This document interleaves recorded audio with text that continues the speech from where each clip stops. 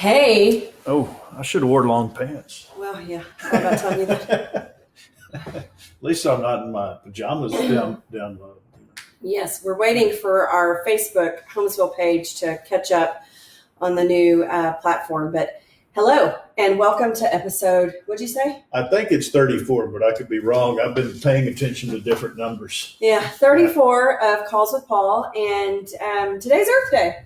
It is. And the Earth is letting us know all about it because it's thundering and lightning and raining, which is good. Yeah. It's humid as all get out, though. I'm dying here. But you look great. Man. Oh, well, thank you. You look wonderful. So it's Earth Day, and we've got our 9-year-old doing a research project so he can report back with 10 things that we as a personal family can do to try to reduce our carbon footprint and help reduce our impact on the Earth.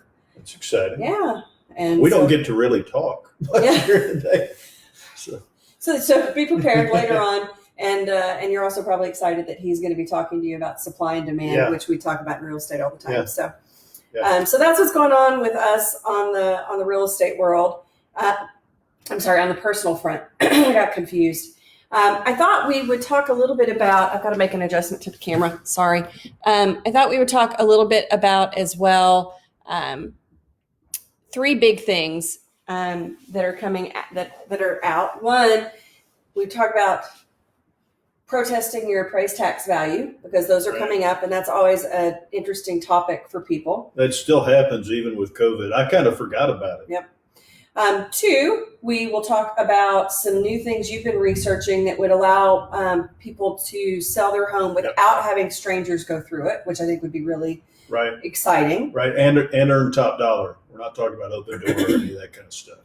Okay, and 3, signs of recovery. Yeah. Breaking news. Not health recovery, but signs of economic recovery in the Austin real estate market. In the real estate world. Yeah. So why don't we dive in? First of all, tell us a little bit about some of the solutions. You've been hard at work kind of doing some research and looking at some alternatives for people to help them get their homes sold in a safe way. And this is in addition to the stuff that you've heard from us and probably from other realtors about wearing masks and gloves and virtual tours. This is different. So what are you seeing? Yeah, I can't even imagine being a seller and having buyers come through my house, especially with a family, and running the risk of COVID getting all over the place. So maybe that's not the right way to put it. I don't know, but you guys get the idea. So I've been looking for a way for people to move. like everybody wants to buy their next house, move into it, and be done, but not everybody can afford to do that. So we found some investors that I'm real excited about who are willing to buy your home for you cash. You rent it back from them, and then you have like 6 months to sell your house. And then you buy the home back, and they're only charging 1.9% on top of that. So it's a pretty neat deal. It gives you the opportunity to make as much money as you can on your home, and it gets you moved on to your next one as a cash buyer pretty smoothly. So I'm really excited to share that. I don't want to go on about it here, although I am excited on the recovery front. Well, hold on. I want to dig into that for a minute. So they buy it back or they rent it back.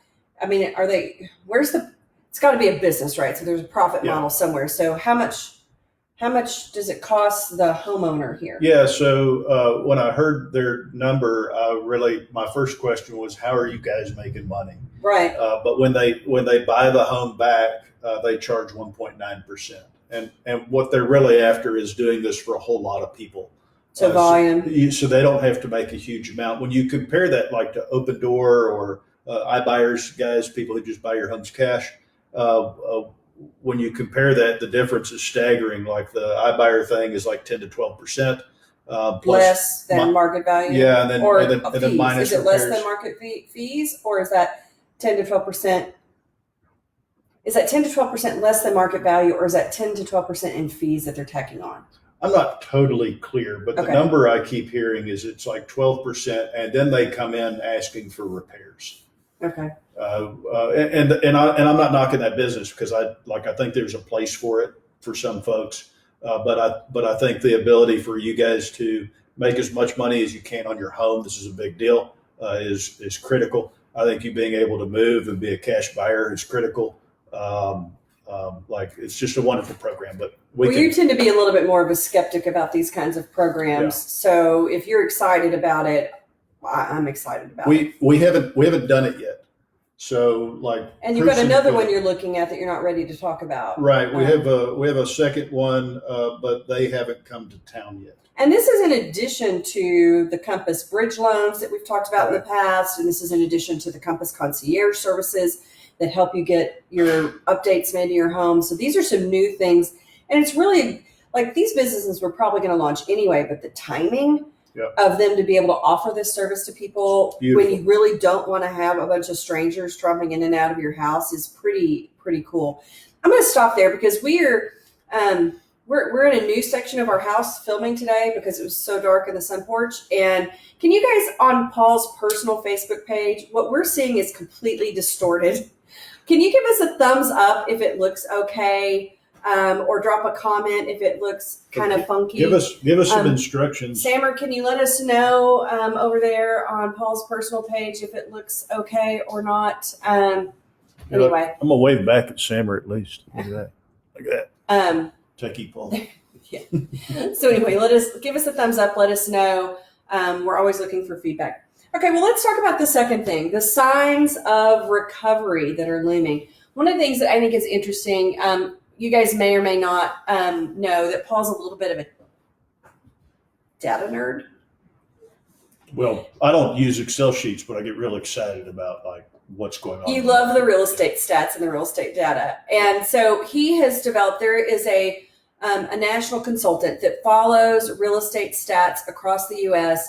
He puts out a lot of, thanks, Roger, letting us know it looks good. All right. Awesome. Thank you, buddy. Anyway, this consultant digs deep and he's following 5 or 6 cities in the nation. And he's actually partnering with you on digging into the Austin data at your request. And so you won't find what Paul's about to tell you anywhere else. This is data that he's been developing with Mike. Is it Mike Del Prete? Mike Del Prete? Mike Del Prete. I think it's Italian.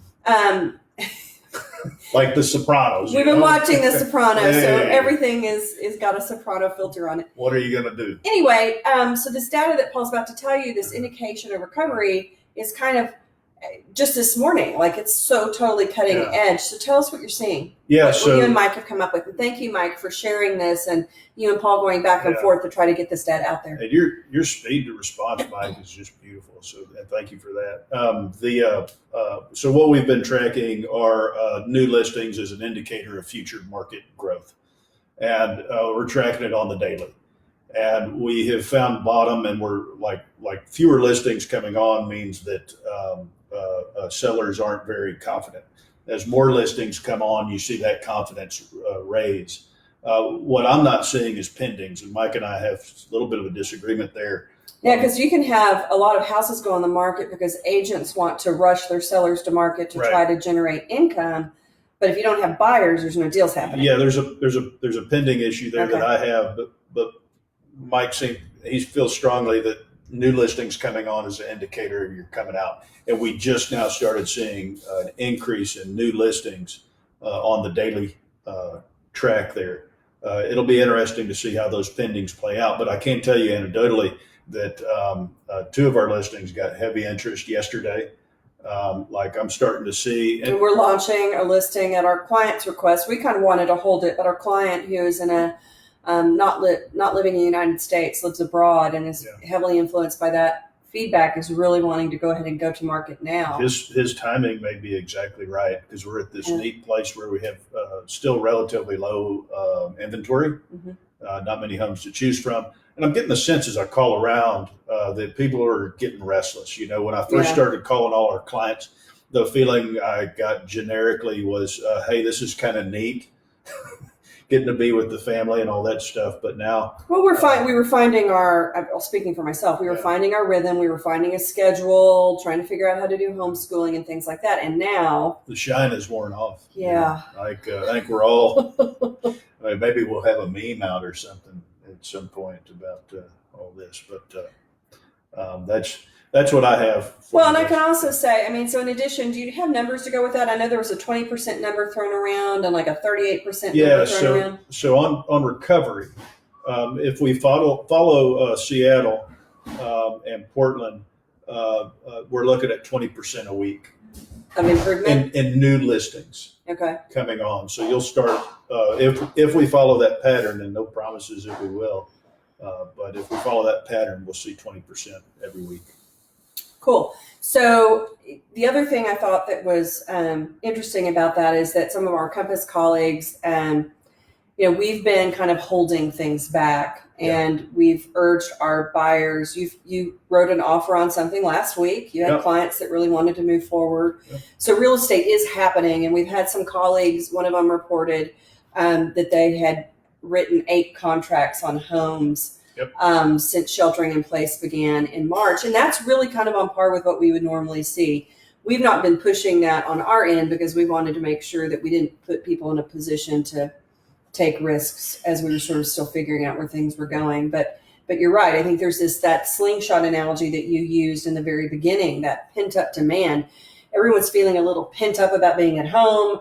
They're feeling a little pent up about having to hold back on the goals that they were trying to move forward. And so now you're starting to feel those people unwind. I mean, just yesterday, the weather was nice. I was feeling a little stir crazy. We took the kids out for a picnic lunch. I mean, just to go sit by the water, sit by the lake. That was really nice. And it felt really good. And I think if people, home now is more important than ever. Yeah. Right? Like we're here all the time, right? So the idea of making sure that you're, Robert Refkin, who is the CEO of Compass, was talking about how his home doesn't have a home office, and he's working from home, and he's doing these daily videos and conference calls with agents across the U.S. and teams across the U.S. And he's like, my next house is going to have a home office. My next house, I'm going to have doors on the living room so I can shut the kids up. Well, you need to have a good place to do these kind of Zoom calls, right? And Facebook Lives for that matter, right? So, home's been more important than ever, and people are really thinking about that. And so, there may be people that were wanting to make a move, and this is really emphasizing that they got to get out of that apartment. I'm hearing a yard. Or people in LA, or people in New York are like, hey, get ready, people are coming. Mm-hmm. In fact, you just had one of our friends in Brooklyn reach out and say, we need to talk about the market because there is this likely going to be this net migration increase. So those of you who are local may not like hearing that, but we do think that we're going to see more and more people from California, New York, and elsewhere come to. We have space, and these guys, like, imagine having a family in New York City and being in a box like that's just with 4 people, where you have to get in an elevator to go to your home. No yard. No yard. Yeah, you have balconies maybe if you're lucky. It's going to be really interesting to see how the condo market across the country plays out. For sure, I think. Yeah. Well, so anything else on the recovery? So the shorthand of it is that we are starting to see signs of recovery in Paul's communication with this national consultant. We're seeing that sign. I would say Seattle is a little bit ahead of us in the curve. Yep. But we're definitely starting to see signs. Anybody have questions about that before we move on? We've got lots of people on today on all their resources. Because we're so far away, I can't really see. I can't either. Hey, Barbara, how are you? Barbie and Athera. Hey. Yeah. There's some people over there on Instagram, but I can't tell. No, I got it. You can see it. We'll drop them below, or if you don't want to do it publicly, reach out to Paul. We're happy to chat about it. I want to talk about some housekeeping items. Number one, I want to talk about exemptions. Yeah. You have to file for certain tax exemptions.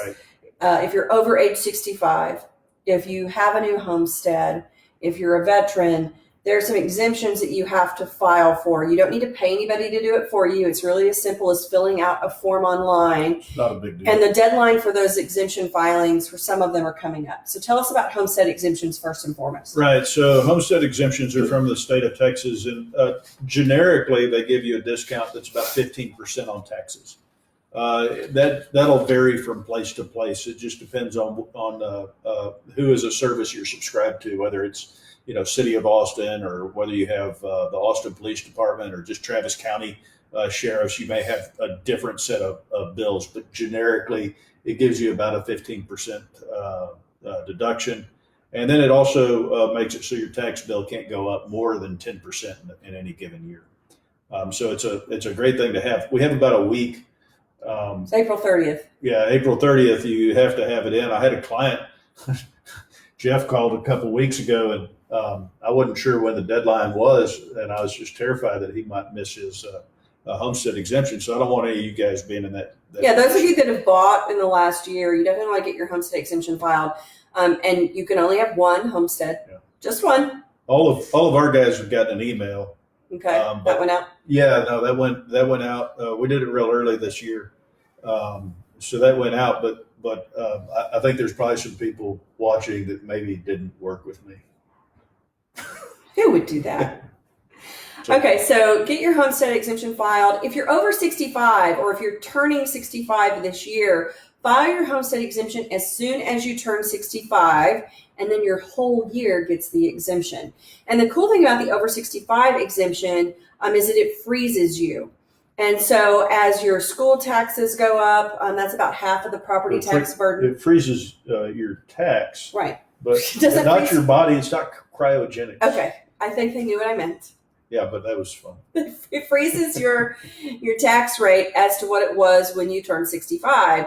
So as property tax values go up, as school taxes and all that other stuff continues to increase, you won't feel that increase in burden. So definitely file that if you've turned 60, 65. So like I said, don't forget that. The other one, this was not as fun. Your property tax value notices are going to be coming in the mail. It's called you practice, it's a Notice of Appraised Value. Yeah, or you can just write NOAV. Yeah, so Travis County is going to be sending those out soon. And there's a way of filing a protest. And that's changing a little bit since we are all sort of sheltering in place. The rules are sort of evolving. There were a couple of things I found interesting. Do you mind if I share some of that? I don't, but I just have to add that I'm really excited about Travis County. It feels like through this, they're modernizing. Like our Travis County, sorry guys, has always been antiquated. Compared to like Williamson County? Compared to the neighboring counties. I think it's because we're older and been around longer and probably have legacy systems or whatever. But like bravo, Travis County, TCAD, people, way to go. Yeah, in some ways. In some ways, yeah. So the interesting thing is that Travis County issued some press releases recently, and they're saying that about 2/3 of property owners are not going to see a significant change in their appraised property value this year. And the thing that I think is funny is why. They say it's because they had limited residential market data available. They didn't have enough data. And this is after last year, so many people seeing really skyrocketing appraised values increase. Tell us a little bit about that. And I have to pause for a minute. So, Lyndon and Ellis, we are live on Facebook. Please no screaming right now. Okay? What's happening? Thank you. This can wait. No one's bleeding. No one's bleeding. All right. Here's the dog, guys. We're fine. Honey, just can you pick it up? Y'all go to another room. But it's shooting me. This is one. This is real life, folks. If you were wondering if this was really live, I hope you don't wonder. Yes, now you know. Okay, so tell us why Travis County did not have adequate market residential data to appraise properties this year. Yeah, so what this is like, I don't really know why, but I suspect. Oh, we do know why. Well, like I'm not in their office, but so last year there was a lawsuit filed from the Austin Board of Realtors against a company called CoreLogic that handles. I don't know who the parties to the suit were. Yeah, CoreLogic handles the data. But the gist of it is the partner. The lawyer in me's got to cut to the chase. So the gist of it is that if I got it right, is that ABOR partnered with a company called CoreLogic, and then CoreLogic turned around and shared the data. I don't remember if they sold it or not, but CoreLogic turned around and shared the data with Travis County, which then gave them a much more robust and accurate set of sales data than they'd had in the past. And out of part of that resolution of the litigation, they are not sharing that data anymore. So Travis County finds itself without the information it needs to increase property values. What they did tell us, though, is that the median market value for properties in Travis County, now that's not just the city of Austin, and y'all know that we primarily work the city of Austin, but Trinity, I'm sorry that you're distracted. Cats, dogs, kids, it's Real life, it's crazy. guys, real life. The appraised median value in the Travis County was around $354,622. About. Give or take. And so anyway, so that's interesting. And you mentioned that they're sending out the notices a couple of different ways this year. You want to talk about that? Yeah, I thought it was really fascinating. Like normally, everybody just gets a notice of appraised value statement, but this year they're sending out postcards to some people who, and I don't remember what the numbers were, but it's like 88,000 people will just get postcards. 84,000. Yeah. 84,000 will just get postcards, and those guys that get postcards have only had a change of value of $1,000 or less. Less than 1,000. And then the remainder will get the regular NOAV. But I just thought that was pretty cool. Like they're mixing it up, guys. But the gist of it is, if you get it, even if you only had an increase of less than $1,000, or even if your appraised value didn't change at all, perhaps your appraised value changed last year and you never got around to filing your protest, you have the right to file a protest on your appraised tax value. Those are due May 30th. However, because of the weird times that we're living in, you do not want to wait to file that protest. As soon as you get your letter in, or your postcard, or whatever, smoke signals, your NOAV, go ahead and file, if you're interested in doing it and you think it's valuable, file your protest, because they're saying, and we'll talk a little bit about the process, but they're saying there's going to be a build up, and that you may not get to have your informal hearing if you wait too long. Like if everybody files it on the 15th of May or May 30th, that there's not going to be an opportunity. There are companies that will help you file your protest. Absolutely. We can give you some names if you need those. Just send us a comment. And then there are some people that can absolutely do it themselves. I want to talk a little bit about that. So what kind of goes into changing, your property characteristics change. There could be a change in ownership. It might be new construction. All those things can end up impacting the property values. And these days, you now have the right to protest it online, right? which is really cool. Like you can, this is the part where they're like when you get your NOAV, it'll have a couple of Notice of Appraised Value. Notice of Appraised Value. It'll have what you need in there to go online and create an account, and that'll walk you through the protest. You'll see their argument and how they came up with their number, and then you'll be able to provide. Well, that comes later. Documentation and whatnot. Yeah, you got to set up your account. You can also, if you don't want to do it online, you can do it by mail, and you also have the ability to drop it off into a collection box if you'd like. And we can share, anybody that needs that information, we can share with you how to do that. The thing that's interesting is you're going to set it up, and then they're going to have informal hearings. There's a couple of tools in the online portal that are interesting. One, you have the option of getting in line electronically, kind of like taking an electronic number to speak to an appraiser. You can also have a chat with a robot or a chat box on their portal, which is nice. What you want to do, though, is you need to be prepared. So when you file your protest, you need to be gathering information to support your protest. And the protest is not that my taxes are too high, I shouldn't be having to pay taxes, I can't afford to pay my taxes. Your protest is really about market value.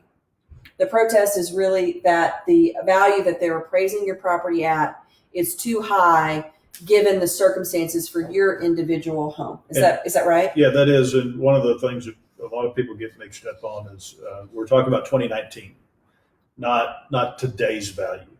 So the protest is about last year's value. And so then once you get in there and you file your protest, then you'll be able to look at the information. It takes a period of time. There's a little bit of a lag from when you file your protest. And there's a form that you fill out. I can't remember the name of the form. It's a form 5132. You write that down. 5132. But there's a form that you fill out. And you can check a box. And I definitely recommend all of you check the box, because if you check the box that says, I want to see Travis County's evidence, then they have to upload it into the portal, and you have an opportunity to see what they're using to arrive at their appraised value for your property, which is helpful and I think pretty powerful. Like I'm excited at the direction this is going. Yeah, so you're going to get one meeting, okay? You get this informal conference with an appraiser where you're going to need to be ready to make your argument. We are absolutely able and willing to help you make those arguments. We are one team of people, and we don't have a deep bench. So if you do want help with that, we would ask you to get those into us also early so that we have time to run a comparative market analysis for you and pull some comparable properties. And so you're going to have that information ready. Here's what's going to happen. You're going to have your telephone conference with your appraiser, the informal hearing. If you do not answer the phone when they call you at your appointed time, you go back to the back of the line. So you want to make sure that you block off the time and you save time to answer that phone. Can I make a for sure on the help for you guys? Like, I have to know you and probably like you. Like if there's 8,000 people that show up, no, I don't want to be like we will help past client. I don't want somebody like showing, hey, Paul, you said, we will help past clients. I can't do all that. Okay, so then after your informal conference, they're going to send you a decision about whether they're going to lower your appraised value or not, which then in turn would lower your tax burden. If they decide to lower it, you will get a written offer within 10 business days of your hearing or informal conference. Sorry. Then you have a choice. You can either accept their offer or you can decline it. And if you decline it, you then have the choice of filing a formal protest through the appraisal review board. Okay. So informal hearing, and then you get an offer. You can decide if you're going to accept it. If you don't accept it, you can appeal to the appraisal review board. All right. Let's talk about some of the evidence. We talked about comparables. It might be that you want to submit a survey. It might be that you want to provide evidence of being in a floodplain, although a lot of Austin's in the floodplain now. You want to talk your house down. Right, like normally when we go to when I'm used, we try to lift the house up and sell it for more. When you go to the county, you want to talk it down, take pictures of things that might not be real pretty. What about using an appraisal? If you had an appraisal done, you could do that for sure. If it's lower. No, that's a great way to do it, but only if it's lower. Look at what they're charging you, and don't give them ammo that's beyond that. Sure. It's a fairly easy process. You guys will do fine. And you want to talk about, well, hey, these properties that you're comparing me to, I don't have a swimming pool. They have swimming pools. I don't have a fireplace. Right. Lot size, view, things like that can impact the value. So the way they're supposed to do it is they use shotgun appraisals, and they take an area and they say, okay, everybody in Northwest Hills, their lots are worth this much per foot, and then they apply that. But like, we front a busy street, so we should probably be discounted a little bit for that, and they may not pick that up and make those adjustments. And you know your house better than anybody else, so you got to figure out where those adjustments are. Sure. If you decide to file the official protest, you go to the ARB panel, which is supposed to be an administrative judge and the people who are trained in some way to sit on the panel. And then they will hear evidence from the staff appraiser, and then they will hear evidence from you, the property owner, at that hearing. And then they're going to decide, that appraisal review board will decide what value they're going to assign to your property. And if you don't like what the appraisal review board says, you have a couple of choices. You can appeal through binding arbitration. Not a fan of binding arbitration.